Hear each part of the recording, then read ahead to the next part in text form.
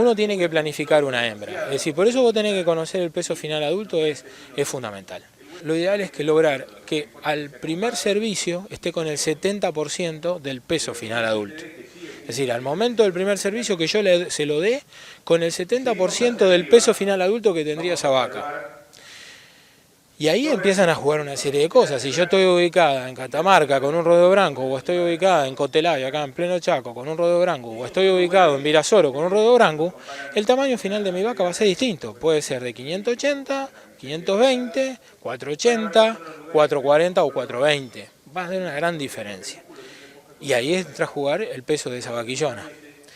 Cuanto más pesado sea, porque el ambiente tal vez me lo permite, porque tal vez tengo un canutillar en pleno sur del Chaco, por ejemplo en Cotelay, que siempre lo pongo, bueno, se lo puse varias veces como ejemplo, tengo un canutillar en un pasto, en un bañado y donde la mantengo sanitariamente apta, tal vez logre una vaca pesada. No tengo por qué tener una vaca liviana.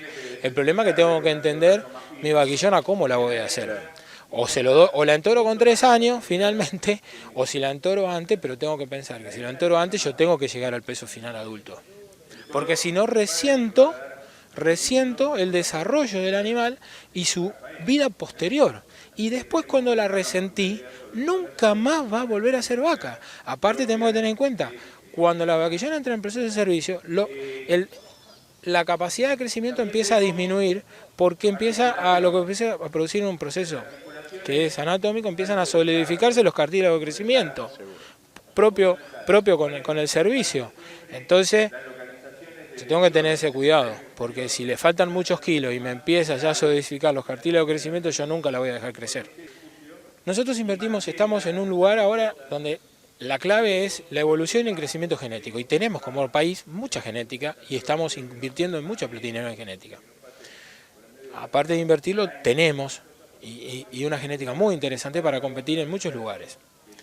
La pregunta es, a ver, el progreso genético de una cabaña o de un campo de cría, ¿de dónde lo saco? El progreso genético se saca de la hembra, de la vaquillona, porque justamente es la vaquillona donde yo a la ternera que yo tengo por primera vez, que la voy a cubrir por primera vez, la que yo le puse el mejor toro, por inseminación o por lo que hice.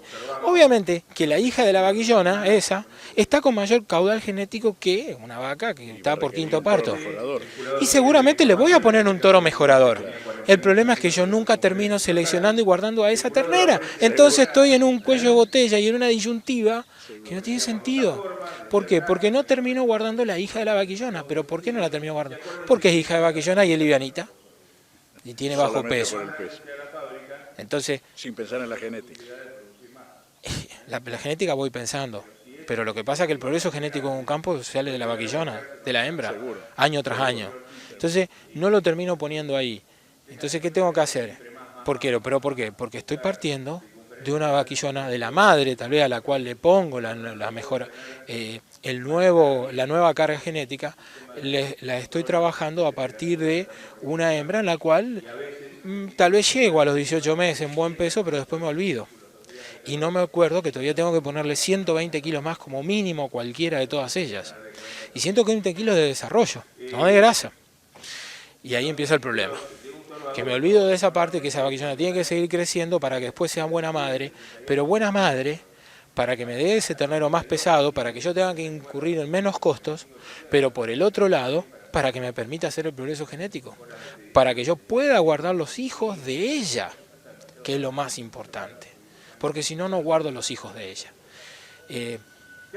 Por eso es importante recriar bien las hembras, y yo creo que la inversión hoy en día en costo de término, es decir, los sistemas, a ver, las recrías a campos generales tradicionales obviamente no le ponen un peso a la hembra, o le ponen a lo sumo 200, 300 pesos en suplementación mineral en toda su vida.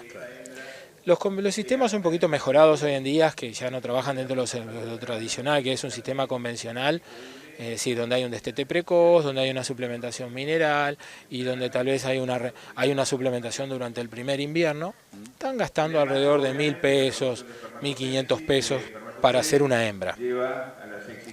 Hoy en día, para lograr una buena hembra con un peso a los 2 años, es decir, a los 2 años con 420, ya casi con un peso en desarrollo del que podría tener la mayoría, una buena parte de los planteles de vacas, hay que estar pensando en unos 3.000 pesos, más o menos, de inversión para poder tenerla.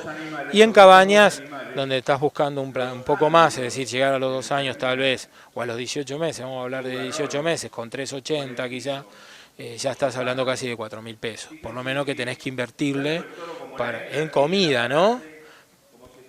Bien invertida, aprovechando el forraje, pero para tener una buena hembra.